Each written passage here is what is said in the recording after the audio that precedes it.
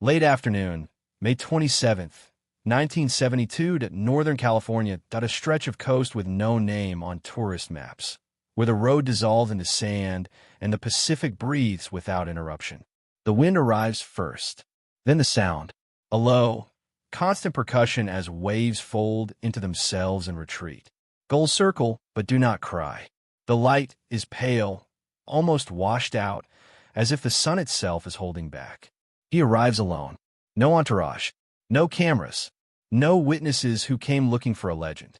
The man who steps onto the sand is already one of the most recognized faces on the planet. His image is everywhere. Movie posters, magazine covers, interviews replayed again and again. To the public, he is sharp, electric, unstoppable, a symbol of speed and certainty in a world addicted to force. But here, none of that follows him. Here, he removes his shoes and walks slowly, feeling the ground shift under his feet. He breathes differently, deeper, longer, as if the ocean has already begun to rearrange him. This place is not an accident. It is chosen. Hollywood, in that year, is loud, demanding, hungry. Everyone wants something from him, a performance, a quote, a posture, a version of himself that never rests.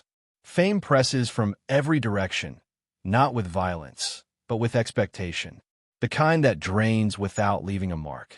So he comes here when he can, not to train, not to prove, but to disappear.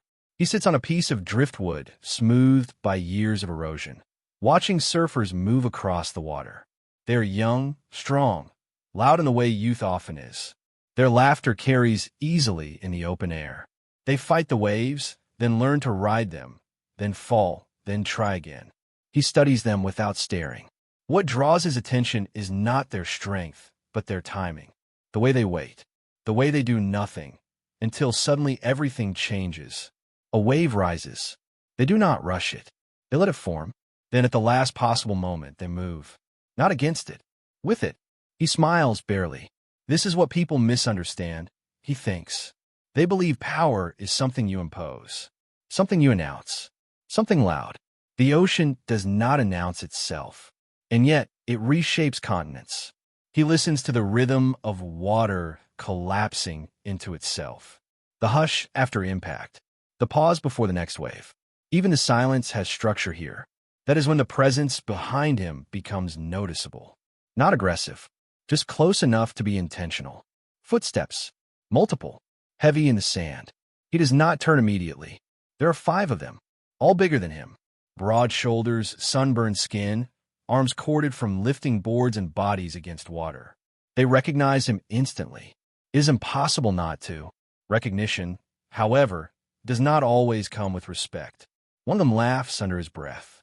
Another nudges his friend with an elbow. The sound carries, not cruel, but sharp enough to cut. So, one finally says, dragging the word out, "You're that kung fu guy."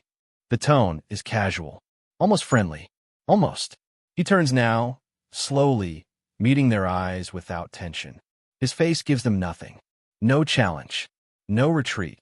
They circle slightly, unconsciously, like people do when they believe space belongs to them. "We've seen your movies," another adds.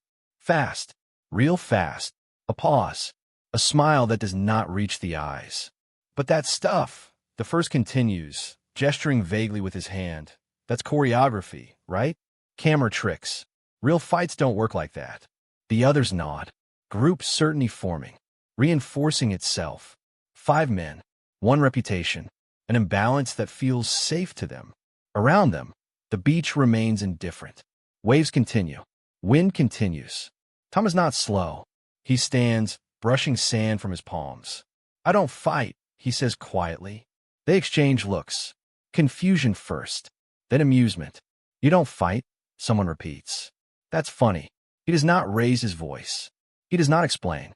He does not defend the statement. "I train," he adds. There's a difference. That is not the answer they want. They are not here for philosophy. They are here for confirmation. That strength looks the way they believe it does. That dominance is visible. That size decides outcome.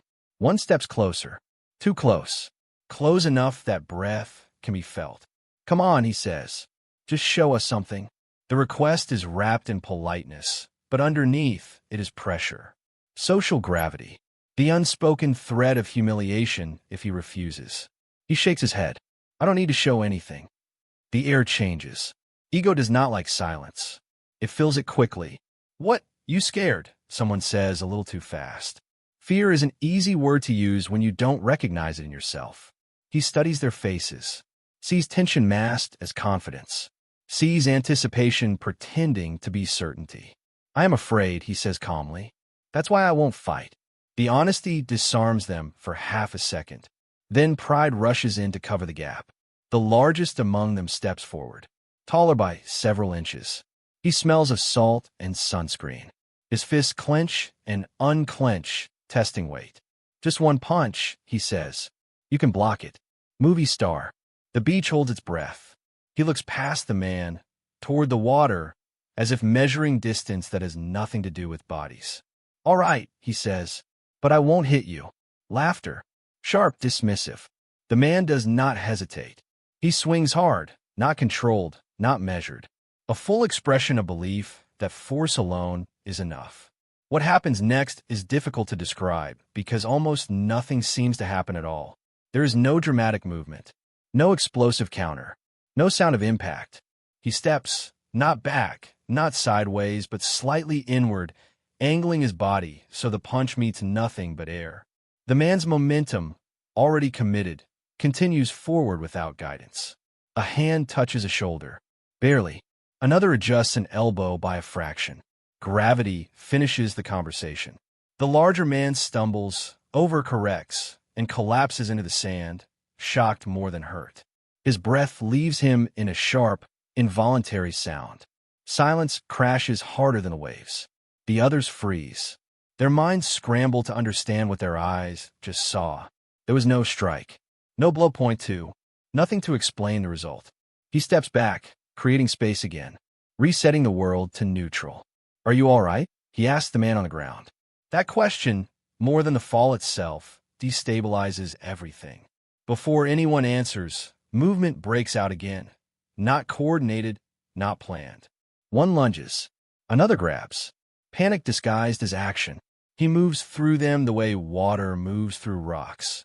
Not by overpowering, but by finding the spaces they leave behind. A wrist turns. A shoulder loses balance. A knee touches sand. Each motion is economical, almost gentle, as if he is correcting posture rather than dismantling intent. Within seconds, all five are on the ground or backing away, breathing hard, eyes wide, confusion written across every expression. No blood, no broken bones, just shaken certainty. He stands among them, untouched, his breathing steady, his posture relaxed. This is not fighting, he says, looking at each of them in turn. This is listening. They do not interrupt. When you push, he continues, you tell me where you are going. When you rush, you give me your weight. When you are angry, you move before you think. He gestures toward the ocean. The wave does not fight the surfer, he says, and the surfer does not fight the wave. One mistake and both fall.